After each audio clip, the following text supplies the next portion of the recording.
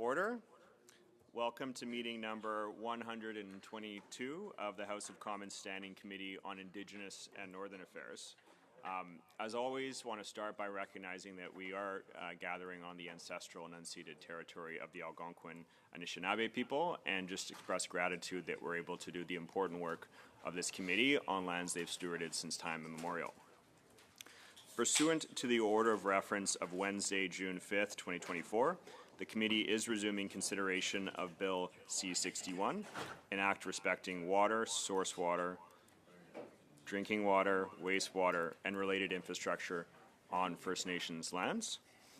And just so colleagues know, we have invited a number of different governments to present to our committee, but we've been unable to find a time for them to attend.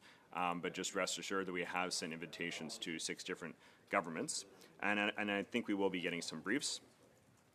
But with that, I would like to welcome our witnesses here today. From the Alberta Wildlife Federation, we have the CEO, Kelly Carter. From the Mohawk Council of Kahnawake, we have Grand Chief Cody Diabo joining virtually, along with Katie Spillane, Legal Counsel. And in person, from the Six Nations of the Grand River, we have Chief Sherry Lynn Hill here with us, along with Mr. Greg Fraser. So with that, we're going to go to the opening round statements. So each witness will have 5 minutes for your opening statements, after which we will proceed with the rounds of questions. And we'll start with Grand Chief Cody Diabo online. So with that, I'll turn the microphone over to you for 5 minutes or less. Grand Chief Cody Diabo Ujuts with the Mohawk Council of Kahnawake.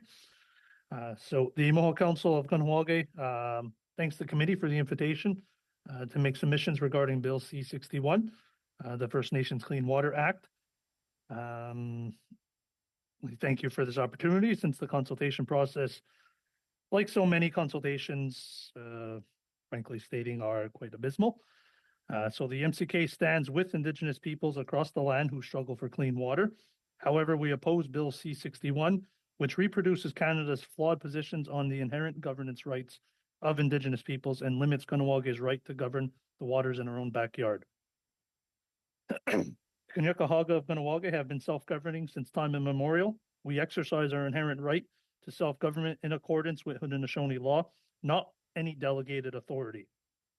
The watersheds of the St. Lawrence Valley have always sustained our community and our people. We fish, hunt, and trap, harvest food and medicines, camp, canoe, and raise our families on these waters. We have a deep connection to them. They are an integral part of our culture and our society. It is the Kanien'kehá:ka of Kahnawake and no one else to protect the waters that sustain us and to decide how our water treatment services will be managed. Our main objection to Bill C-61 is that it pretends to affirm our inherent right of self-government in relation to water, while attempting to subordinate our laws to federal legislation. The primary mechanism for this is Section 8 of the bill, which is offensive for 2 reasons. First, Section 8 reinforces Canada's paternalistic posture by subjugating Indigenous jurisdictions to a generic suite of federal laws. This is unacceptable. Indigenous jurisdictions is not based on or constrained by Canadian law. It cannot be artificially limited to areas of jurisdiction that are considered integral to distinct Indigenous cultures. The MCK did flag this in the very limited consultation that took place before the bill was tabled, like so many other legislations that are out there that we provide comment to.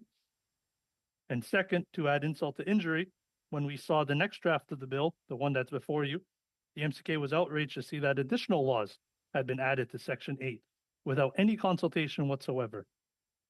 The Canada Marine Act and the Canadian Navigable Waters Act have huge implications for governance of the St. Lawrence Seaway that runs directly through our territory. Including these laws in Section 8 seems to signal out Kahnawake and attempt to severely limit our ability to govern our own waters. It is wildly contradictory with Bill C-61's stated purpose to recognize that protecting the waters we drink requires recognizing our rights to protect those waters ourselves. The MCK has actively called out the exclusion of Kahnawake from any participation in the governance and stewardship of the St. Lawrence River and the Seaway. In the context of Parliament's consideration of Bill C-33, we ask you to amend the Canada Marine Act to include the recognition and protection of our rights, on your end, that is. The MCK has also repeatedly requested changes to Seaway governance to honor our right to participate in governance of these crucial waters that are firmly within our territory.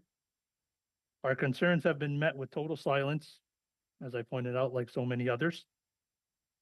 So, true reconciliation requires Canada to stop trying to govern over us, over all our aspects of our territory. The sooner Canada realizes that it does not have jurisdiction over First Nations peoples, the sooner we can have true reconciliation. While the MCK fully supports ensuring all Indigenous people have access to clean water, we oppose the inclusion of Seaway-specific legislation in Bill C-61 and strongly caution Canada against a piecemeal approach to extracting itself from what is rightfully our jurisdiction. Very much, Chief Giappo, or Grand Chief Giappo. Next up for 5 minutes, I'll be turning over the floor to Chief Sherry Lynn Hill. The floor is yours. Nyawa, and thank you for the opportunity to comment on Bill C-61. My name is Sherry Lynn Hill. I am the Chief of the 59th Elected Council of Six Nations of the Grand River Territory, the most populous First Nation in Canada, located a short drive from Toronto, Ontario. Please note that a written submission was prepared in support of my commentary, and I will refer to my community as SNGR, or Six Nations, from this point forward. It blows my mind that in 2024, in a G7 country, that legislation is required to provide safe drinking water for First Nations. But here we are. With respect to water equality, there are different standards in this country. First, the Canada Water Act manages water resources for the benefit of all Canadians. This act is binding on His Majesty. Second, Ontarians have access to drinking water with source and tap protections and legally binding test standards. And then we have Bill C-61, which introduces non-binding legislation that promises best efforts. This is a slap in the face.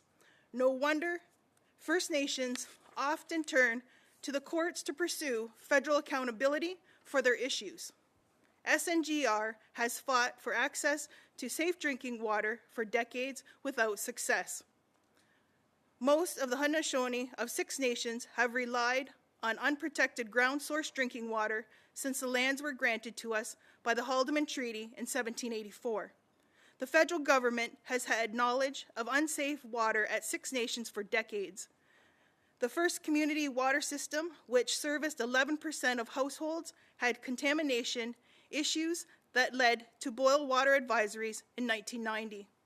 In 2022, Six Nations Health Services released a report on water testing from 2003 to 2022, which reveals water safety issues remain an ongoing problem.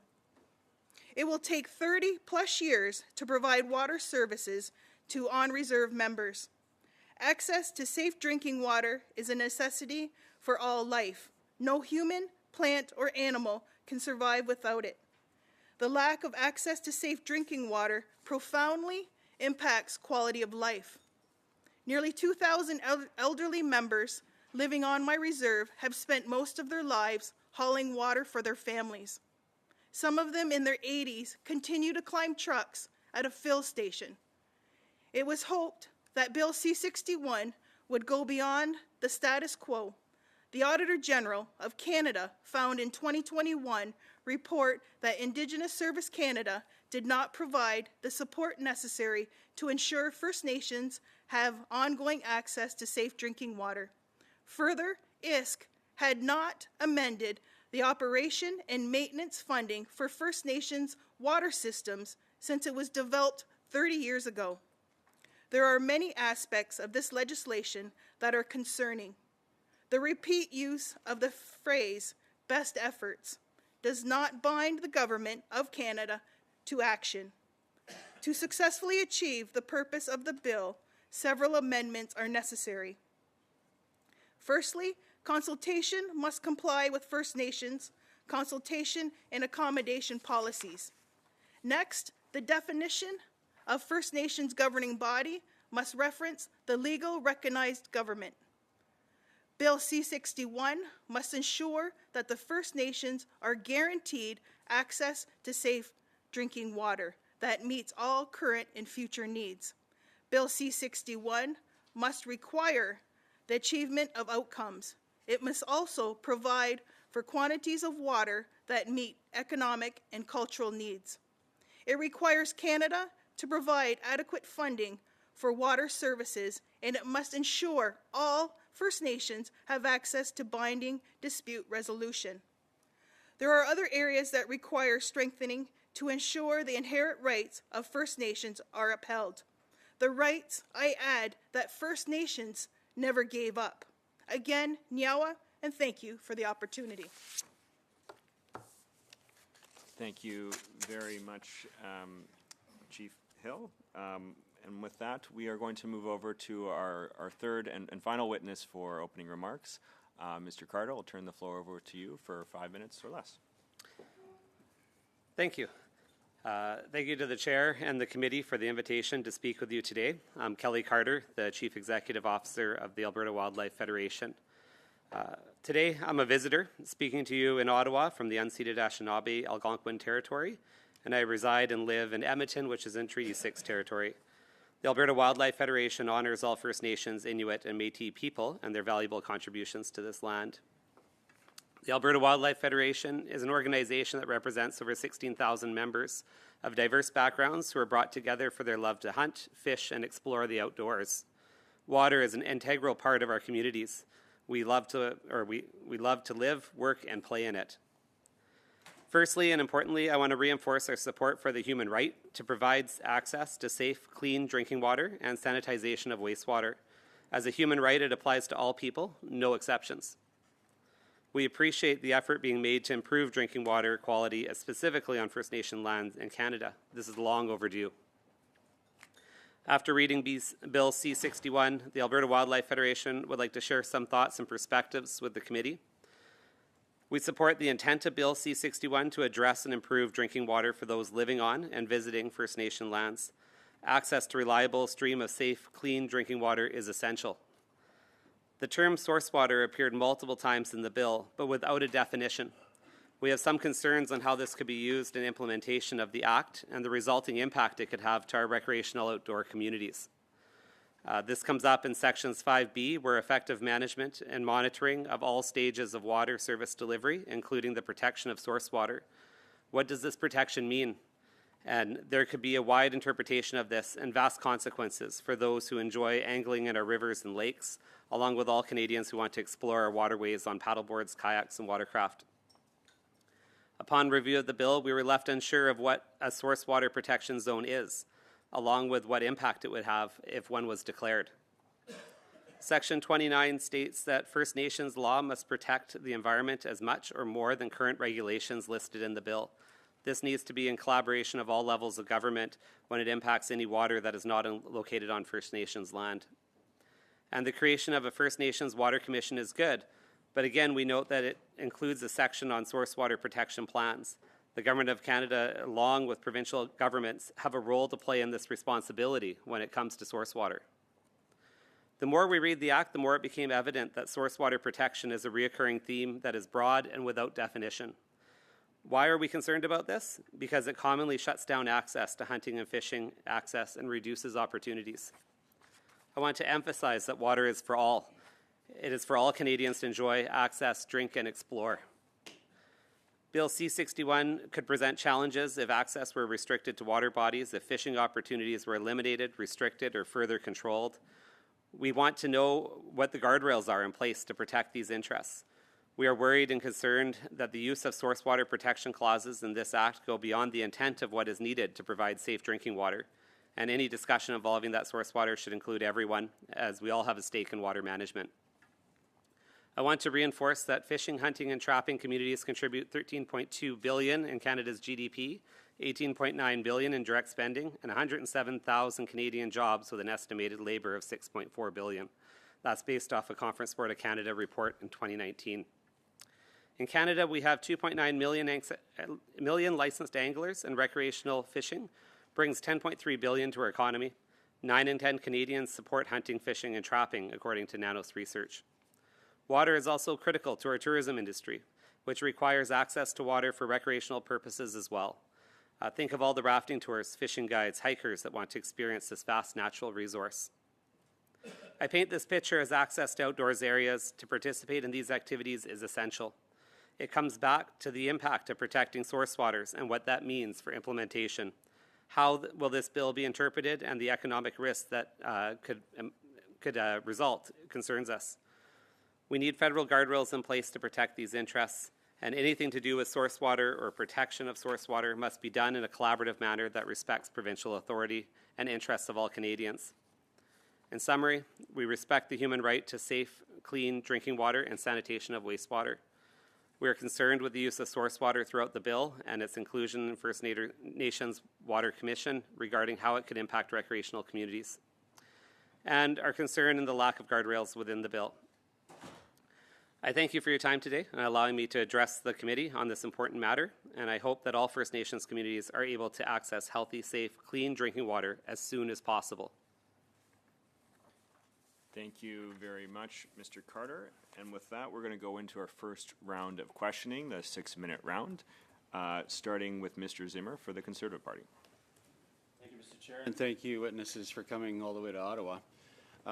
We've already seen a lot of closures across the country, whether it's caribou closures. I'm from the northeastern part of British Columbia. We've seen potential closures too on the west coast with fishing and other closures. So British Columbians are very aware of closures because it's affected us already personally. Hunting and fishing organizations have a lot of questions about the source water and associated protection zones reference in Bill C-61, as you do. According to Section 21.1, the defining of what a protection zone is. So it actually does define it. It's whatever the minister says it is. And I think that becomes the question. It depends on whatever minister sitting in that chair can decide whatever meaning it is and then apply it, and then people are shut out from their ability to fish and hunt in those areas that they've long fished and hunted in those areas. And this isn't often, I think, as there's a misconception that people just do it for fun, but often it's for sustenance, right? You and I, you probably have a lot of friends that fill up their freezer to survive the winter with that, whether it's fish or Arctic char or moose or deer to survive. It's about feeding our families. Do you share these concerns about the potential loss of access to hunting and fishing areas for all Canadians? Absolutely. That's the primary concern of our members and what they've been experiencing, as you've identified already, with regards to protected areas that are being put in place. And a reduction in access means less people that want to fish and hunt, and impact on food security or that as well.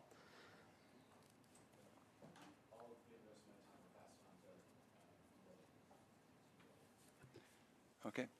Thank you, Mr. Chair. Thank you, Mr. Zimmer. I think I'll pick up on that topic as well, actually, just to keep things going there. All the witnesses, and thank you all for being here, by the way, on this important discussion. All witnesses raised some concerns of some kind with this legislation, and also, of course, applauded the idea and the motives around the legislation. I think that's very important as well. But the protection zones is an area that is very unclear and leaves much to the minister. I mean, the minister can make these regulations without the consent of even the First Nation going forward. So I'll start with Chief Hill. Do you also share those concerns around the minister having the authority over a First Nation in terms of what the protection zone would be? And then as a follow-up, do you have ideas on what a protection zone should look like? Because we've asked many times throughout the course of this committee what a protection zone is or what it should look like, and some folks really don't know or have very different ideas. Okay. I think I got you. I'm sorry, I lost you for a little bit. I'm going to ask Councillor Greg Fraser to respond. Yeah, thank you for that question. Yeah, you know, the minister, has that, in this bill, has that right to make that decision. That concerns us quite a bit. One of the things about protection zones, if I could put it in a context of historical context of a protection zone. When we entered into Six Nations of the Grand River, we were given 6 miles on either side of Grand River. We came actually from the American Revolution. We were actually, we missed out on 9 million acres because of the war. So we ended up actually in southern Ontario, right through the heart of southern Ontario, right through the economic engine of southern Ontario. And we were given in 1784 6 miles on either side of that. And that included tributaries. That included from the mouth to the source, all the way from Dundalk, all the way down to Lake Erie. And then over time, of course, we all know, it was whittled away. Okay, so we ended up from 950,000 acres to 46,000 acres. But that 6 miles on either side of the Grand River, which we never really relinquished any interest, we still have the interest in that land and water. We still have various treaties that are causing, again, to hunting and fishing rights from the Nanfan Treaty. And we also often see that everything seems to be restricted. We're talking, you'll probably bring up jurisdiction. We're talking about these protection zones. Protection zones to us is where all the sources of our water come to affect us. 6 miles on the other side of the river, I grew up on the river. My house is on the river. But the thing is that we cannot rely on the minister to tell us how far out the tributaries come or how far out all of the land comes that we're still in a court case over this. We have a court case that's going after the fiduciary land claim of almost 1 million acres. And that within that 1 million acres was our watershed, was our protection zone. So from a historical concept, we have 6 miles on either side, which actually encompasses all the tributaries. And now we've lost that. So we get a little offensive. It's offensive for the ministers to say, okay, you have the right to this much or that much. So that is our stand on that issue. Thank you. I appreciate that. I think I'm running low on time. There's much more I wanted to get to, but if I could just ask a simple, quick question. Chief Hill, you raised some amendments, obviously, in your opening remarks, but as the bill is written now, would you support it as it's written?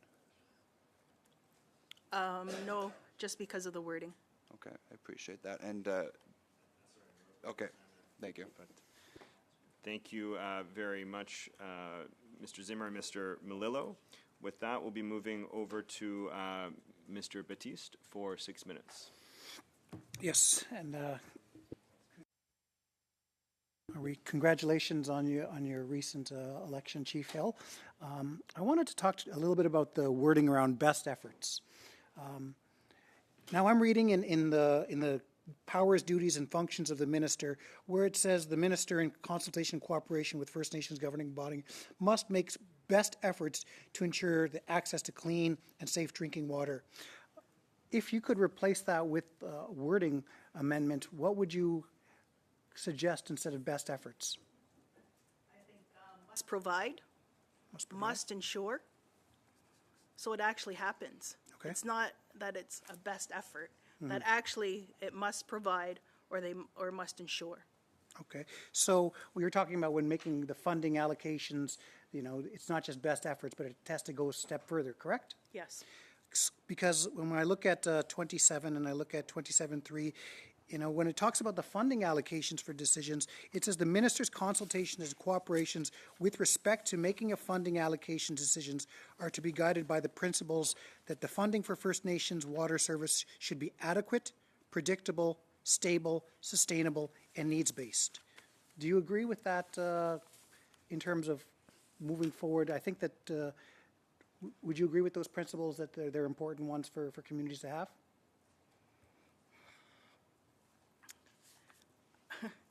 Yes, but I think also too, it's frustrating when operations and maintenance funding by ISC only covers about 50% of what is required at Six Nations, and it hasn't changed in 30 years. And so I think that speaks to the second two things that I'm glad you raised that, because after that, it talks about be responsive to current and projected needs with the respect to infrastructure and be responsive to infrastructure's life cycle planning related to local needs. I read that as the minister working with stakeholders to say, we understand that there are going to be things that we need to do, and that's in that funding allocation. And so we're trying to figure out how do we strengthen. As someone who comes from a First Nations community myself, a reserve of 5,000, our goal here is to ensure that, First Nations communities have access to drinking water with the principles that are laid out. But we know one size fits all doesn't necessarily apply to everyone. You have got a rather large community, and that there are some communities that have, less than 200 people. So I'm wondering, how do we get to a point where we're protecting all of the needs of even the large ones and the small ones with the same wording? So I'm going to ask Councillor Greg Fraser to respond. Yeah, because that, and I think we're talking about a commission as well, formulation of a commission. I don't think that's going to work in our respects, that because of different sizes of First Nations, because of the variability across Canada, it should be the input from the First Nations to make those decisions. I don't think it's really fair to compare us to someone, for example, in Shamattawa. And I think that's where when we're talking about funding allocations and decisions, we're on the same page there. We're just saying different things, but in order to achieve the same objective. But I appreciate that. Chief Diabo, you said that Section 8 laws are contradictory towards the laws, the inherent rights of your community and your nation. Do you think that if an amendment was to be provided where nothing in this act would abrogate or derogate away from inherent rights or treaty rights, and that this legislation would be seen as affirming Section 35 inherent treaty rights, would be enough to balance your rights, your Section 35 constitutional rights in your community, as well as ensuring that important legislation that already speaks to water exists, knowing full well that Section 35 paramountcy is that your constitutional rights would be put above any kind of legislation that was currently in this legislation? So my understanding is that's already in there, and that's not enough in some way. Why? If we're saying that your constitutional rights are coming before these legislation, these other legislations, and we know that Section 52 of the Constitution says that the Constitution is the supreme law of Canada, and those Section 35 rights are already included in this Constitution, it would appear that say that your inherent rights would be above these federal statutes, wouldn't it? Well, according to Section 35, at the end of the day, it's less than UNDRIP's recognition of Indigenous rights. Section 35 is still contingent on Sparrow and Vanderpeet. So unless Canada gets rid of the common laws for Section 35, it's inadequate at that moment. So we keep going back to Section 35. Our laws and jurisdiction predate Section 35, but we have to fall under Section 35.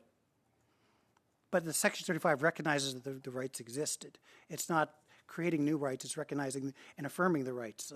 From my reading of it, according to Vanderpeet and Sparrow, so we still have to then prove all of this stuff that we've had these rights pre-contact.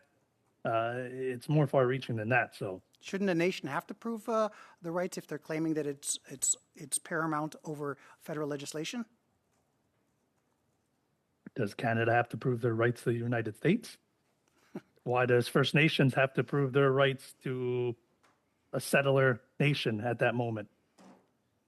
I'm afraid, as much as I'm enjoying this exchange right now and I'm finding it fascinating, I'm afraid I'm going to have to stop you there, Mr. Batiste. Et à ce moment, on va aller à notre troisième. And now we will move to our third questioner today, Mr. Lemire, for 6 minutes. Thank you, Mr. Chair, and thank you to all of our witnesses. I've been on this committee for about a year, and I'm always shocked by the stories that we hear from throughout the entire country, and it saddens me to see what has been done to Indigenous groups who have been forced to move. There has been a waste of time wasted, and the Maniwaki group has been very affected by a difficult situation. And there has been historic wrongdoings that require reconciliation. Chief Diablo, I'm happy for having spoken of Section 8 of the bill that is problematic, and we have already consulted on this. First Nation water sources are being harmed by industrial activity. Oftentimes there is waste being thrown into waterways, but we can see that the governments are not involved, that is, Indigenous governments are not involved in managing these waterways. Could you speak to me about the type of cooperation that your community would like to see in Bill C-61? Have you been consulted with? Would you like to be consulted with? And do you have an understanding of what the definition of a protection zone is or should be?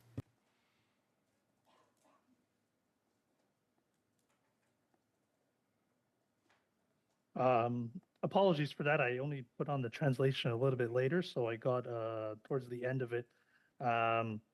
In a nutshell, I guess from my perspective, would be having proper consultation right away, starting with that rather than the limited amount that we have gotten. So I do apologize again. I only clicked on the translation afterwards. But I don't know if my my legal counsel, if she'll be able to.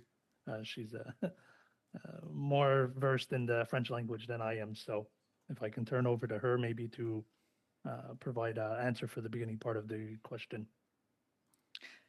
Certainly. So you asked about the definition of protection zones, and I think Mr. Fraser put it quite eloquently in his response to earlier questions, that this really has to come from First Nations themselves to determine where their source waters are coming from and how they might be affected.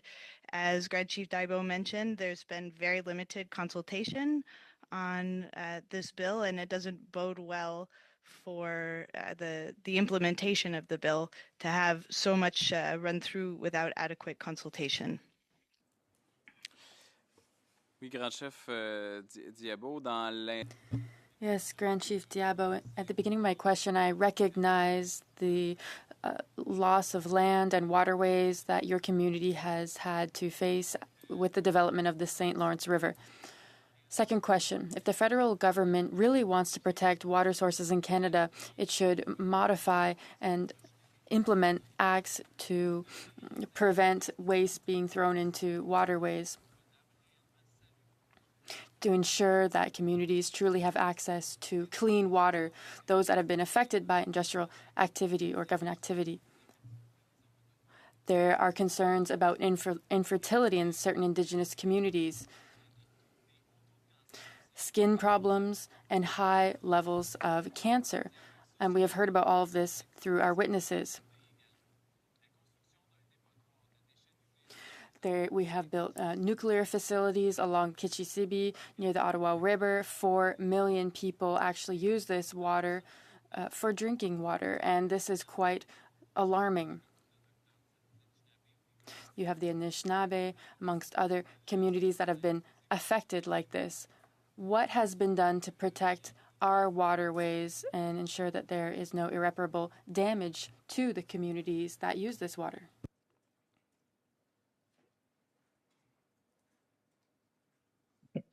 So thank you for that. In a nutshell, give First Nations the right to govern our own waters.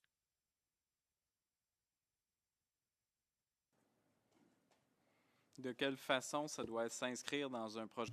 And in what way should we put this into the bill, in your opinion? Because we're dealing with different lands.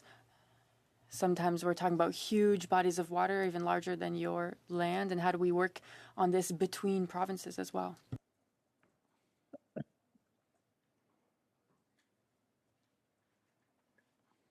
It's all our land. It's been unceded. So now we have to jump in between Quebec jurisdiction or jurisdiction, Ontario's working with us at the end of the day. I think including us in the process later on and recognizing, and I hate using that word because I don't want to say it, I need Canada's recognition, but on Canada's end, they need to recognize that they're not the only nation here, despite all the laws that they've instituted right up from the Indian Act and downward.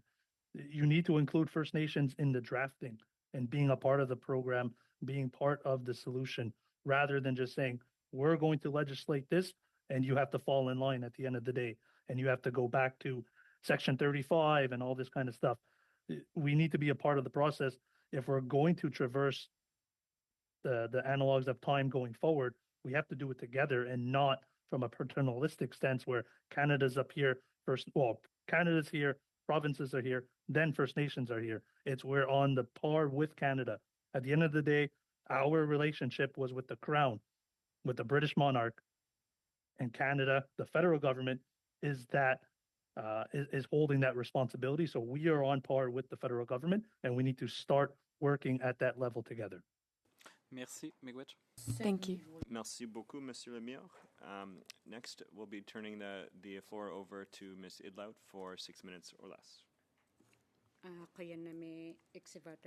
Thank you, Chair, and thank you to the witnesses for appearing regarding C61. It's such an important bill, and I completely agree with you, Chief Sherilyn Hill, that it's ridiculous that we're here regarding this bill because jurisdiction over water was stolen from you. It was stolen from First Nations, from Inuit and Métis. And the way that this bill is drafted is not a very reconciliatory way of giving that jurisdiction back. I wanted to ask you, Chief Hill, and the Grand Chief on the video conference call, just very quickly, were either of you engaged with the consultation on this so-called co-developed bill? Maybe I can start with you. No. Okay, and with the Grand Chief on the video conference? Were you engaged with the co-development of this bill? You're asking me first? Yes. Oh, okay. So not on the co-development. Okay, thank you.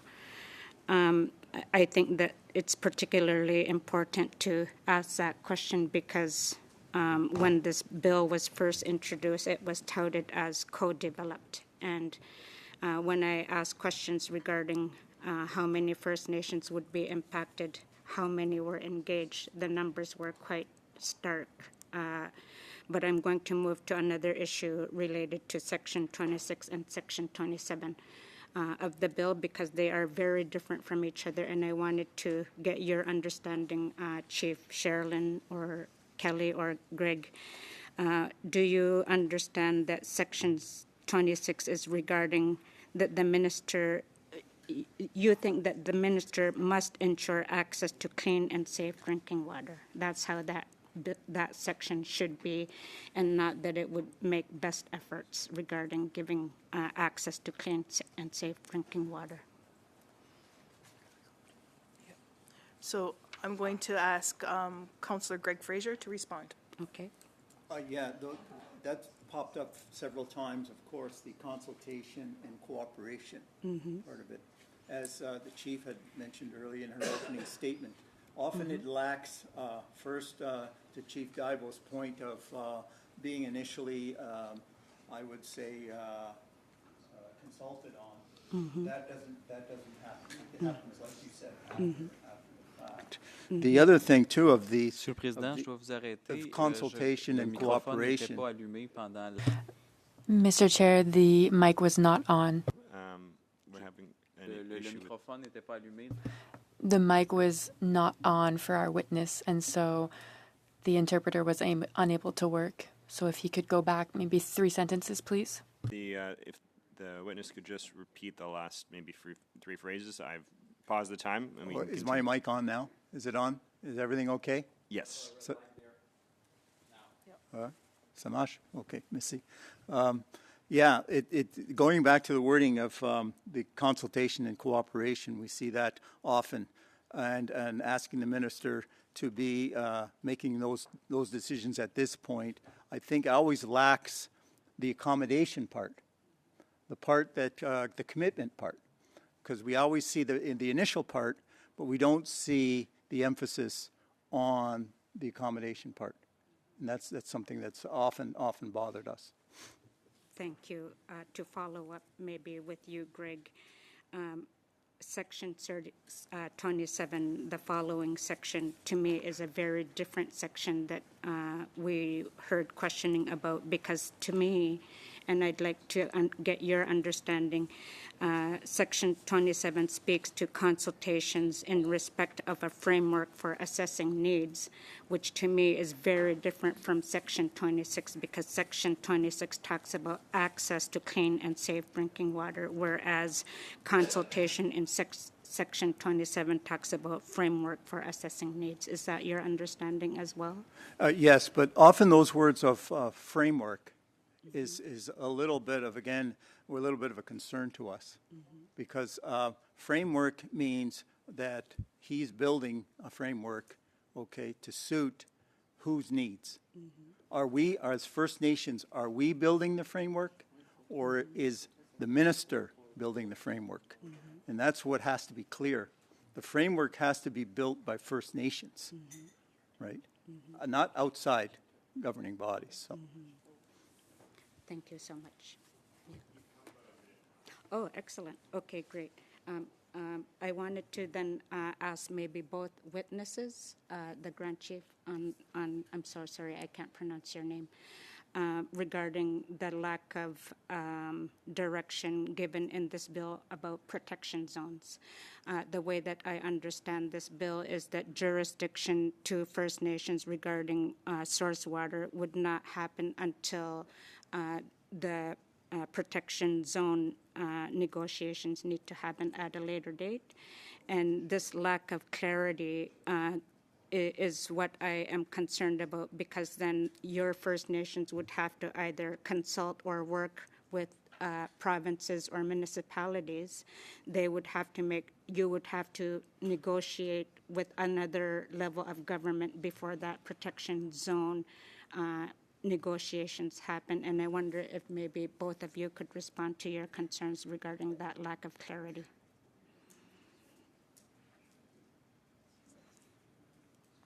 So I guess I'll jump in there. Being in the province of Quebec, I'll say, it causes a huge concern because we're always in a battle with the province in terms of jurisdiction, recognition. So I foresee it becoming a major issue down the road.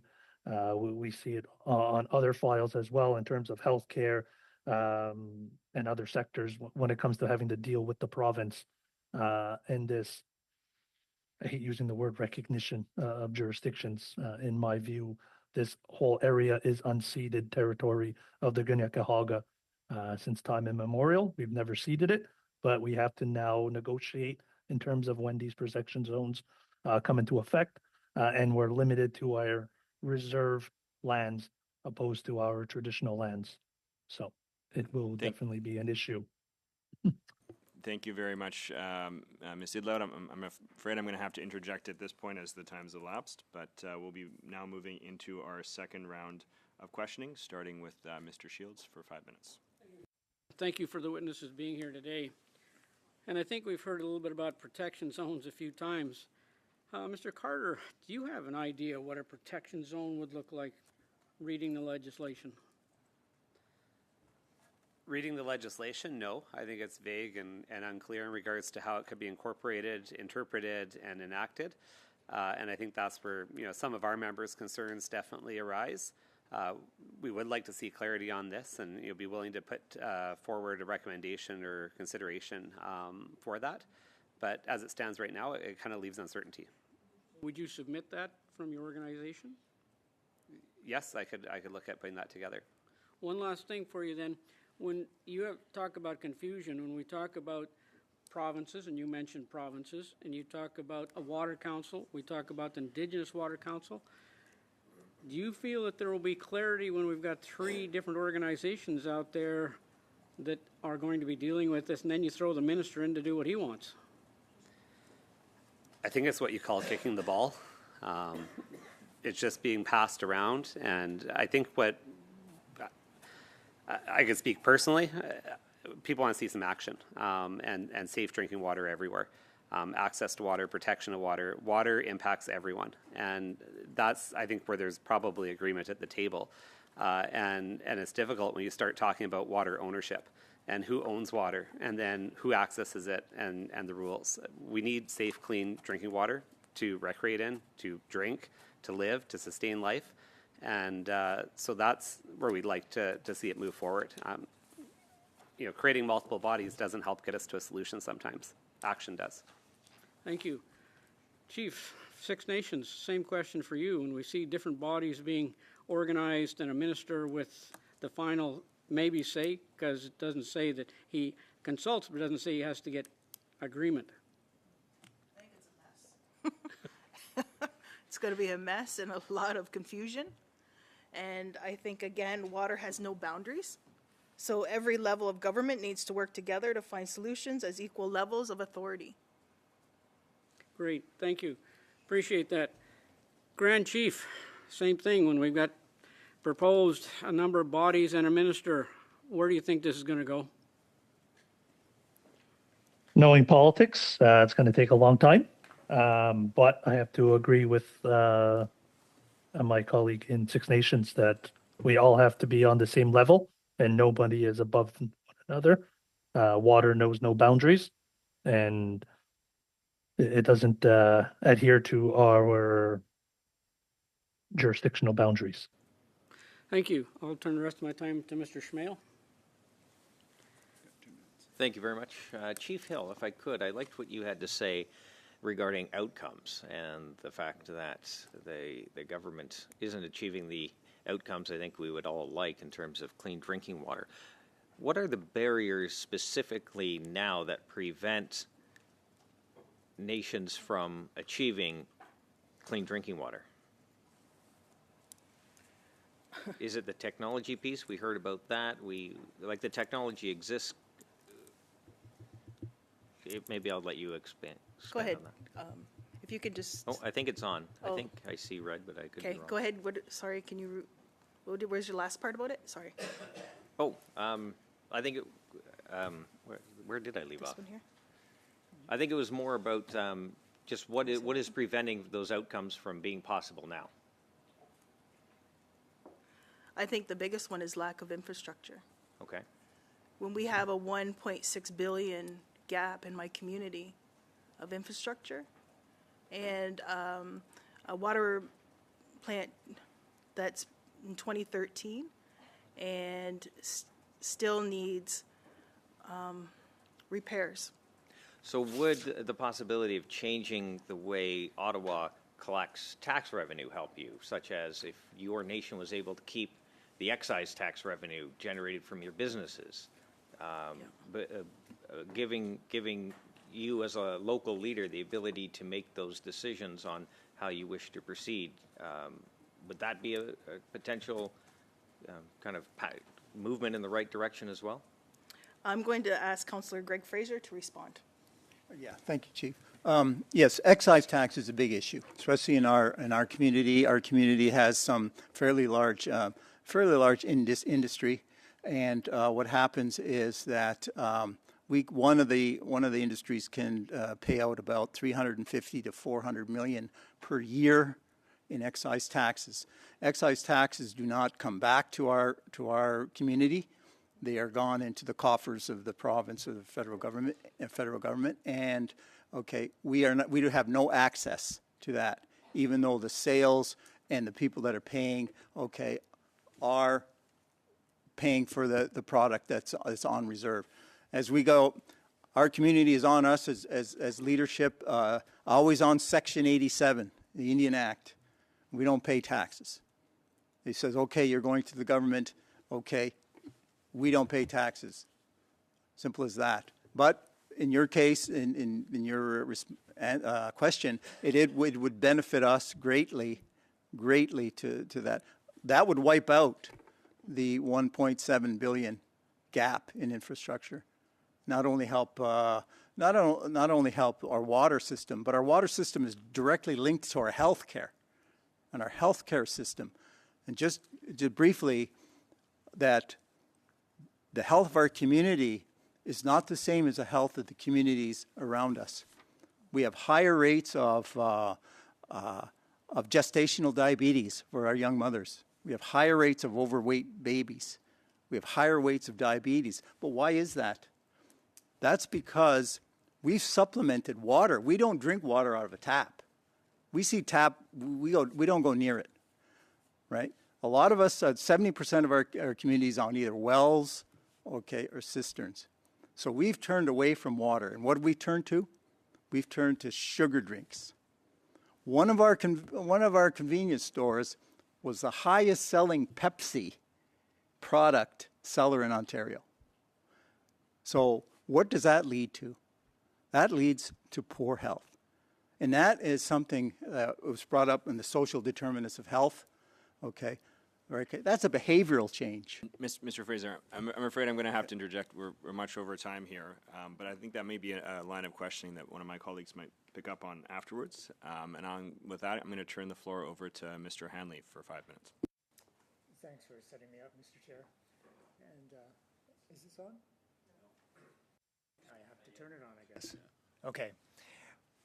Mr. Chair, thanks for setting me up, and I did want to follow on that line of questioning, actually, because as someone with a medical background and not a legal background like my colleague Mr. Batiste, I was drawn to the previous testimony of Dr. Martin Hill, who wrote a paper about really the expansive health ramifications of not having access to clean water. And she talked about water insecurity and the many aspects of water insecurity, particularly through a gendered and age-based lens.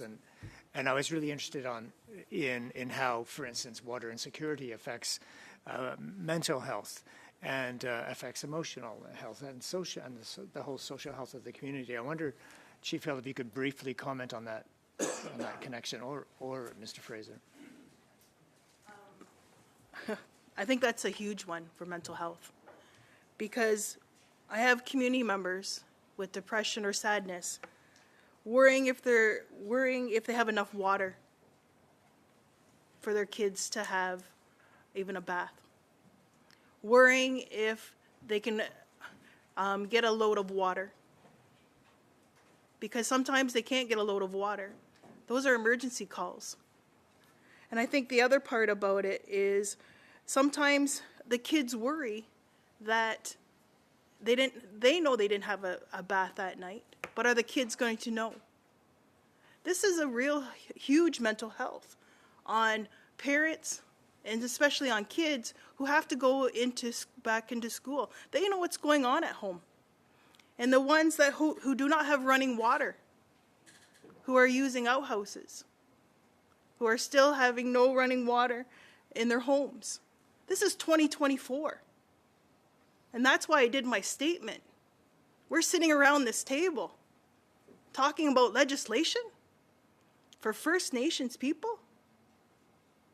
That's what boggles my mind. Well, we around First Nations and my community and other communities struggle with this.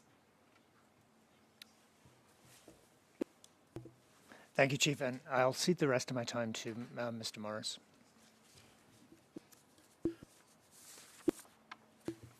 Thank you, MP Henley. Chair, I understand that MP Lemire is also open to sharing 2.5 minutes of his time. Is that your understanding as well? Yes. Excellent. Okay. Merci, Sébastien. Thank you, Brendan. Thank you, Sébastien. Chief Hill and Councillor Fraser, I just so appreciate you both being here to help us understand the reality of what folks in your community are facing.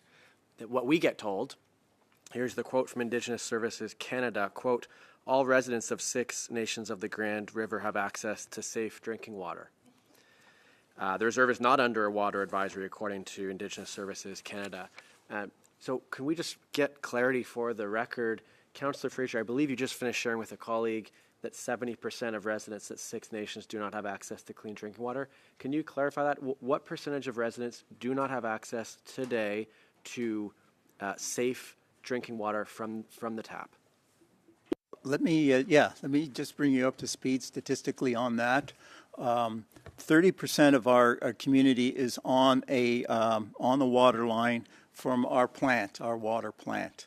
Okay, 70% have to use either cisterns or wells. I just got a call today, since that study came out in 2022, from 2003 to 2022, that did show, it was a community study showing that the water that was coming, that was tested in all of the places, all of the areas that were not on the water line, okay, were determined to be either dangerous or unsafe.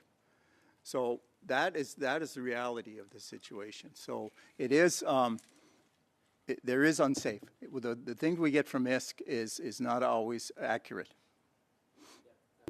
Thank you, Councillor Fraser. I'll just read from a CBC article that that Chief Hill participated in a few weeks back that speaks more to that. Ashley Cook says, quote, mostly everybody knows the reserve doesn't have clean drinking water. We've never, ever trusted our tap water.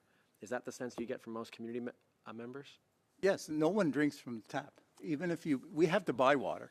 So the 70% that are not on the water line buy it, and then they have to store it in a cistern. And the cisterns are not cleaned, they're not tested, and they're just left.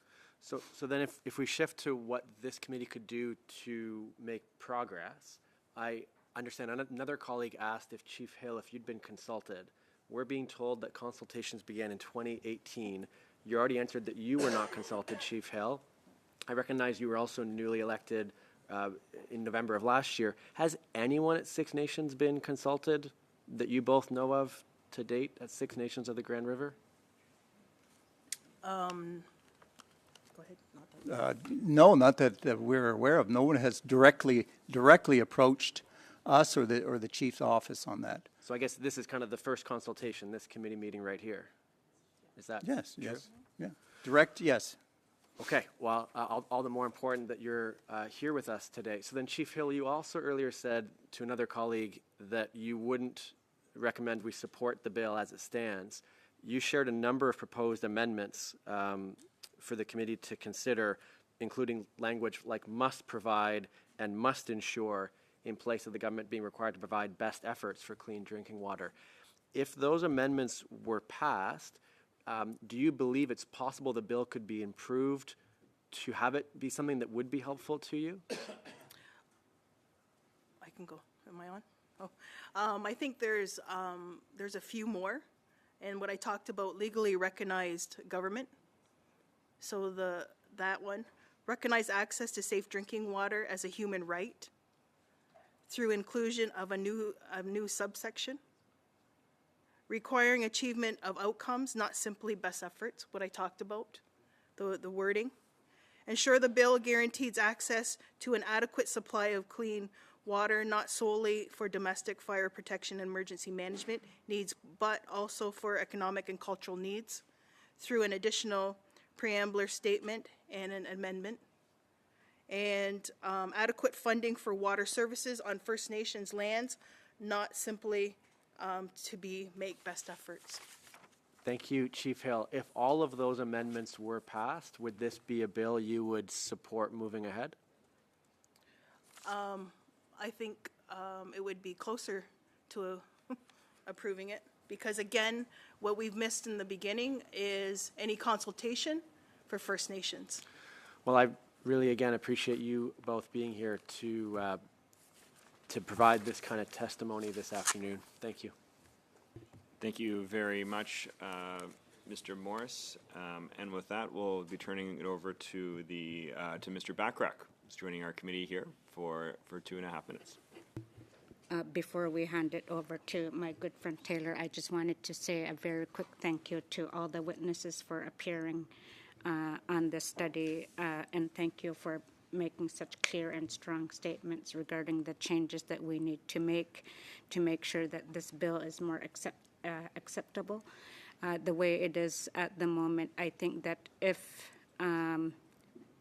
MPs were getting the same quality of water that First Nations get, we wouldn't be able to legislate. So I know that it's very important that we do a better job to make sure that Indigenous rights are being respected in a much better way. So I'm going to now hand the floor to Taylor Koyanami. Koyanami, Lori. And thank you to the committee for allowing me to join your meeting, and thank you to the witnesses for being here. I hope you'll forgive me if I shift gears for a brief moment to bring up another matter that is before the committee. Obviously, C-61 is a very important bill, and as one of the witnesses said a little while ago, it's going to take a long time to move it through this process and get it right. And there is other business that is before the committee. One of those pieces of business is S-16, the Haida Nation Recognition Act, which passed through the Senate relatively swiftly and unamended, and now awaits this committee's deliberation. And so we would like to propose that the committee pause its work on C-61 and turn its mind to S-16 for 2 meetings in order to quickly hear from witnesses and conduct the line-by-line review of that legislation and hopefully report it to the House as quickly as possible. So I do have a motion that's been duly put on notice, and I'll move it at this time, Mr. Chair. As it relates to the committee's future business, it be agreed that the committee dedicated its meeting on October 24th, 2024 to hear from witnesses as part of the committee's review of Bill S-16, an act respecting the recognition of the Haida Nation and the Council of the Haida Nation. That any amendments to the bill be submitted no later than 5 p.m. Eastern Time on October 25th, 2024. Clause-by-clause consideration of the bill start no later than 8:15 a.m. Eastern Time on October 31st. And the committee report this bill to the House as soon as possible following the conclusion of clause-by-clause consideration. And having read that, I'll note that I understand there's a friendly amendment to change the date of clause-by-clause consideration from October 31st to October 28th, which would get this business done even faster. And so I would be happy to accept that as a friendly amendment. Thank you, Mr. Chair. Thank you, Mr. Bachrach, and of course this motion was circulated with the required 48 hours notice. And so I guess now moving into debate. First on the list I have Mr. Batiste.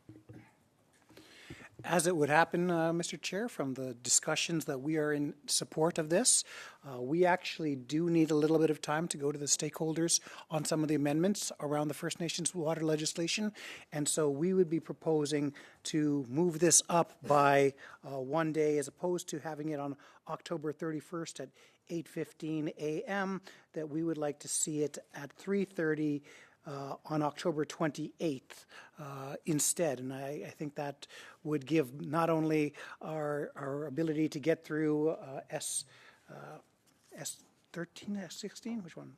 S16 in a way that is good for that nation, but also gives us the ability to hear from the stakeholders about the possibility of amendments for the water legislation that we will need to get right. And so with that, I'd hope that we'd be all in agreement with this. Thank you very much, Mr. Batiste. I'm just going to see if there is or anyone else that would like to make an intervention. Mr. Smale, I know I had you on the previous list, but would you like to contribute on this on the amendment or the sub-amendment to the amendment, or the amendment to the motion? Yes, okay. The amendment Over to the to you. motion. Yes, so I was going to break to the motion, but that's fine. Thank you. Yeah, I do understand the importance of the Haida Gwaii legislation. I do want to echo some of what Jaime was talking about, that we do wrap up, or at least get as far as we can on C61, and hopefully get this finished before we jump to S16. I think we've heard a lot of powerful testimony through this study, and I think it's incumbent upon us to try and get that done as soon as possible, and then, of course, move into the Haida Gwaii as soon as possible. I agree. I don't think it'll take very long, but at the same time, bouncing around here a bit might get a little take the focus off the drinking water, the clean drinking water legislation. So, you're saying the 28th, and their motion said the 24th, correct? Halloween, and we're saying 28th on that Monday as opposed to that, because we do need some time to talk to the stakeholders about amendments that are coming from C61, and we just don't see that happening prior to that. So it gives a perfect little break for us to engage with the stakeholders on possible amendments, while at the same time getting S16 through. And if you think we can do it in one meeting, I'd be more than happy to see that. But if line by line usually takes at least 2 full hours. But So, yeah, okay, to build on that, at what point do you see, as the government, going back to the excise tax study that we had? Do you have witnesses that you're planning to call that have confirmed on? Well, we also had the ministers coming. We had passed a motion that they'd be within, 2 weeks? Okay. And we're going on 3 now. Okay. Well, I would say that the first things we want to do is make sure that we get the legislation across the finish line, and then come back to the ministers, and then make sure that if you have any additional folks for the excise tax that we haven't heard from that are brave enough to come and talk about taxing their people on the reserve, then more than keeping happy. their tax revenue. That's what it was. Then more than happy to hear from that. But first, sure, just let's get the legislation all figured out. And I figure that with any help that we would be able to get the final amendments in by October 29th for the water legislation, that gives us the ability almost to get into line by line in early November for C61. So I think with that time frame, so we have the ability to get through both legislations with line by line by the first week of November, second week of November at the latest, before then we get to the ministers and other studies. Mr. Shields. We need is, I think what we need is an actual date timeline where we're putting all these 3 pieces together. We're talking about it, but we've got a couple of dates moving here, got an amendment, so we do need it broken down clearly on the dates we're talking about. You're saying you're getting into November now, so I need a little more of a timeline of exactly what dates we're talking about. Mm-hmm. Okay, I have Mr. Bachrach and then Mr. Batiste. Thank you, Mr. Chair. I wonder, Mr. Chair, since I used our last round of questioning, which was going to be a 2.5-minute round to introduce this motion, I wonder if the committee might excuse the witnesses unless they want to stay and hear us haggled over the dates. I'll just offer that as a suggestion. And then I have one brief comment after that. Okay. I think I'm seeing agreement here. So with that, we'll obviously if our witnesses would like to stay, you're more than welcome to. But I wouldn't invite you to take your leave if you wish, because this is going to likely take us until the end of our meeting here. So with that, I just want to thank you very much for your testimony here today. It'll be very helpful in the continued work that we're doing on C61. And I really appreciate you taking the time to be here in person and virtually so that we can do that. Thank you. Merci, thank you. Back to Mr. Bachrach. the issue of the dates, I'm a little bit confused. It seems like there's some other stuff being introduced. The motion is very clear that the committee dedicate 2 meetings, 1 meeting to hearing from witnesses and 1 meeting for clause-by-clause consideration of the legislation. And based on the friendly amendment, those meetings would take place on October 25th and October 28th, I believe. As indicated, my bad. October 24th and October 28th. Those were the dates that I was provided. Those are the dates that I have as well. But then Mr. Batiste had put forward a amendment here, but that would just be on the clause by clause, the deadline for amendments for C61, unless I'm mistaken. I think that's consistent with the understanding I had, is that if I'm looking at the calendar, we have another meeting on Thursday on C61.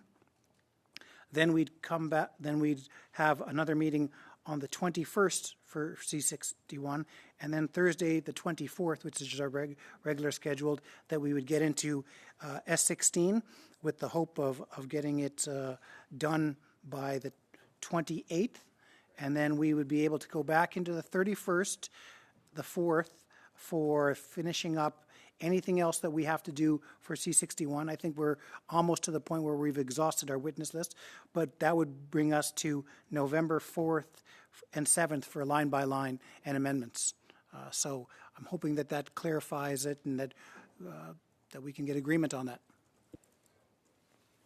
Mr. Melillo. I appreciate that clarity. I don't take specific issue with that per se. I just wonder, Chair, if we could have like a quick 5-minute timeout here. I see Mr. Schmale is wandering, so maybe if we could just have a second to chat offline and make sure we're all on the same page. Yeah. We'll take a 5-minute recess here.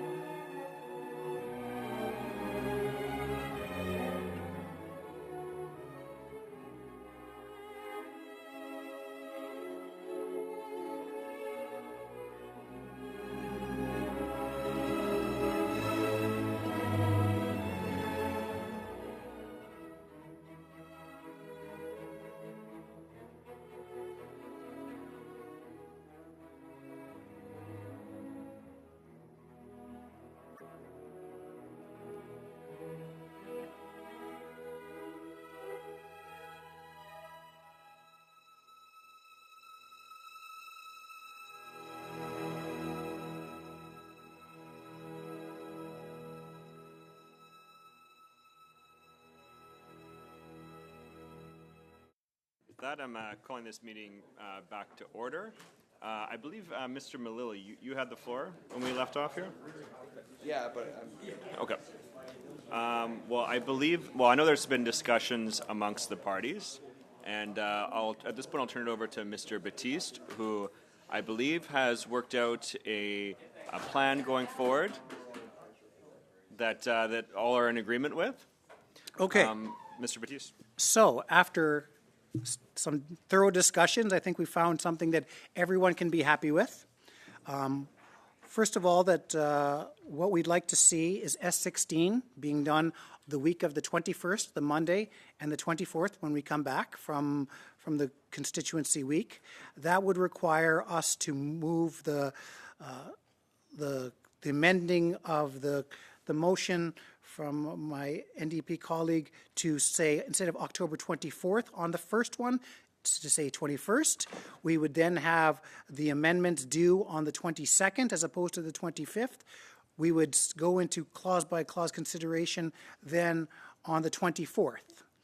After that, we are going to go to the ministers on the October 28th to be heard from the ministers, from Haidu, Vandel, and Sangri will be here on the 28th, which gives us enough time to get to the clause, to get to the amendments and for the C61 on the 29th, with the ability for us to start line by line on October 31st and go until we've passed, gone through all of the line by line, hopefully by mid-November.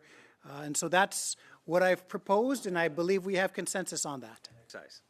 And we'll finish that later. No. Let's get... Okay, well, thank you very much for that, Mr. Batiste.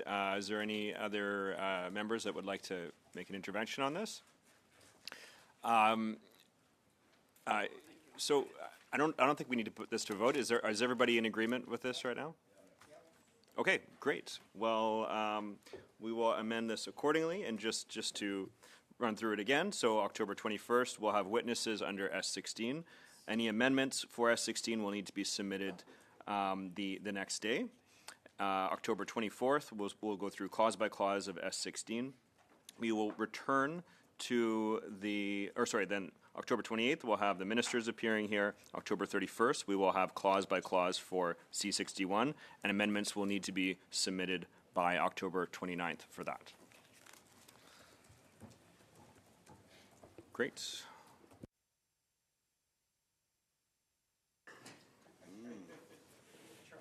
Yeah. Okay. Well, with that, I believe that's everything that we have on our agenda for today. So, is it the will of the committee to adjourn? Meeting adjourned.